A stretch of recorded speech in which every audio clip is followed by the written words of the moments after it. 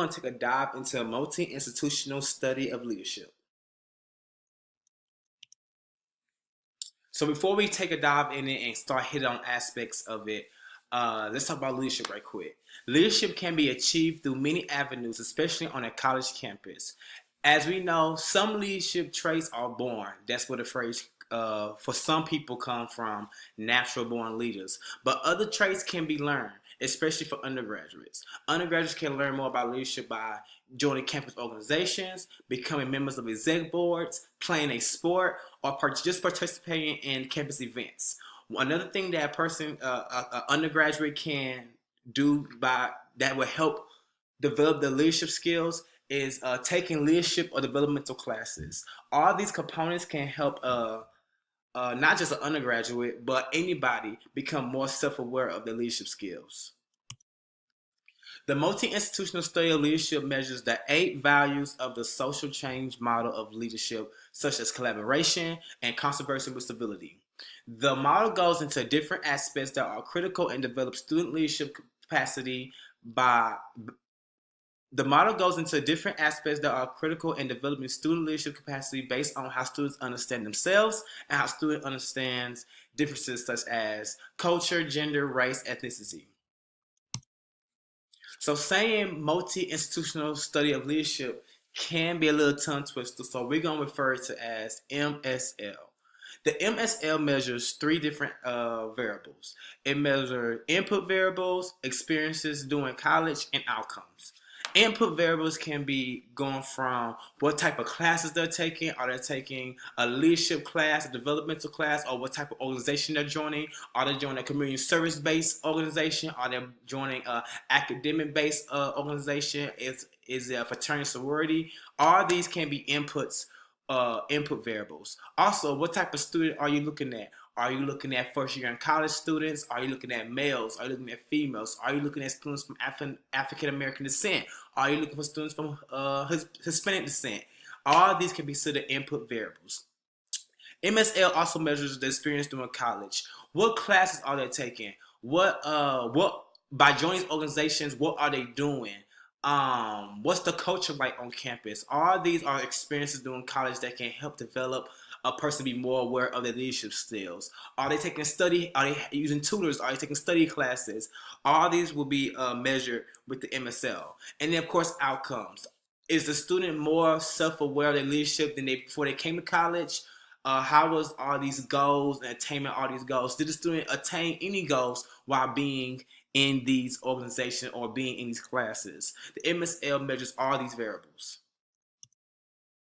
The social change model leadership cannot not be talked about while talking about the MSL. They go hand in hand, and the social change model leadership touches the 7 C's. Now, in this presentation, in this podcast, I will go over 8 C's of the social change model, but depending on what journal or what article you're reading, they may just touch on 7 or 8, and I'll get to that later. The social change model of leadership. In 1993, 2 researchers working through the Higher Education Research Institute at the University of California, Los Angeles, and a grant from the Federal Eisenhower Leadership Developmental Program, gathered 10 specialists and student affairs professionals from across the country to create a model of leadership development for undergraduate college students.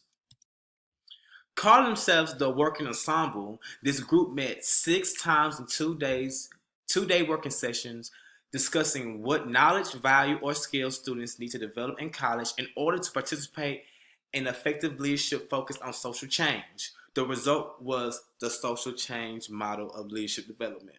Once again, since social change model of leadership development is a long, kind of lengthy term, we refer to it as the SCM. So the SCM, like I said, touches on 7 different qualities, which is known as the 7 C's. As you can see, they are all grouped into 3 different sections. You see 7 lists, but there are 8 C's. The 8th C is being change.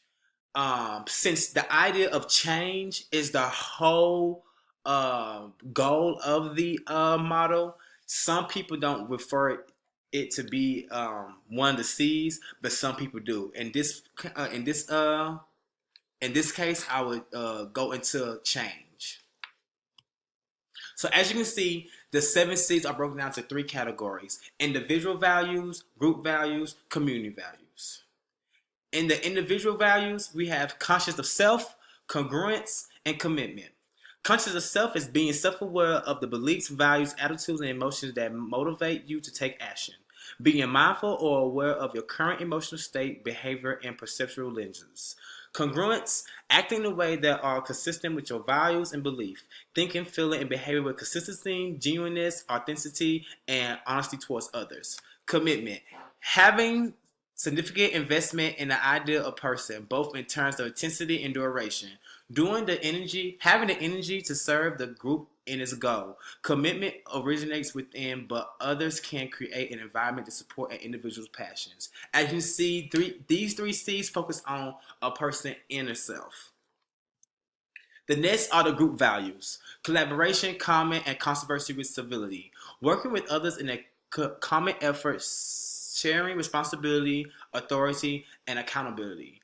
Multiple group effectiveness by capitalizing on various perspectives and talents and on the power of diversity to generate creative solutions and actions. Common. Having a common purpose, share aims and values, of course.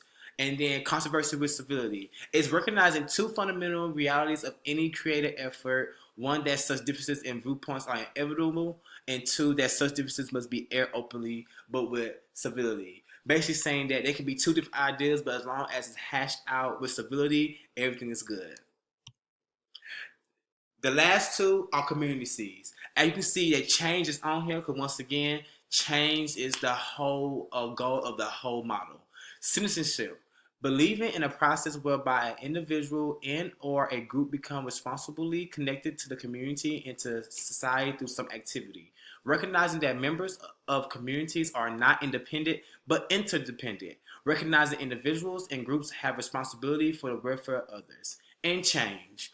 Believing in the importance of making a better world and a better society for oneself and others.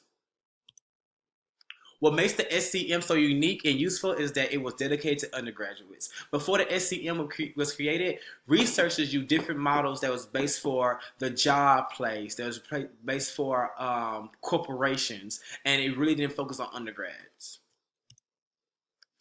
Some practices and studies. Multi-institutional study of leadership has helped many researchers study leadership in many different groups of undergraduate students. In leadership attitudes and beliefs in incoming first-year college students, some researchers use the MSL to study first-year college students, male and females, to see how were they aware of their leadership. Results show that both males and females had not yet developed a very sophisticated understanding of leadership.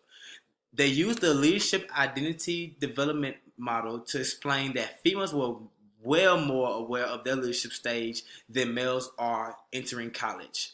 Also, it showed that males see leadership as a hierarchy while females see it more as a systematic thing. Another study was done by Gordon Nesbitt and Anthony Grant that applied the MSL to collegiate recreation and athletics. In their research, they explored the 4 high impact practices, which is social culture conversation with peers, mentoring relationship, community service, and membership in off-campus organizations. These 4 things will have shown that if faculty and staff push the undergraduate students to participate in these 4 things: social cultural conversation with peers, mentoring relationship, community service, and membership off-campus organization, it will increase their leadership awareness.